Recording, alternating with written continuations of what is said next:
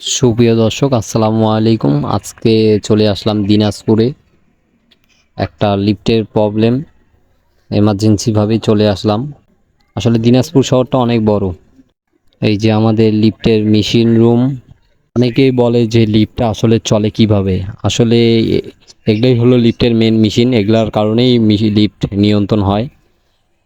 এটা হলো main controller, যে লিফট নিয়ন্ত্রণ করে সব কিছুই। আর এই যে এটা হলো মোটর, আর এইটা হলো অটো রেস্কিউ ডিভাইস, যাকে আমরা ইয়াডি বলি। বিদ্যুৎ চলে গেলে অটোমেটিক আবার লিফটকে পাওয়ার দেয়, যাতে অটোমেটিক চলে, যাতে কেউ আটকে না থাকে।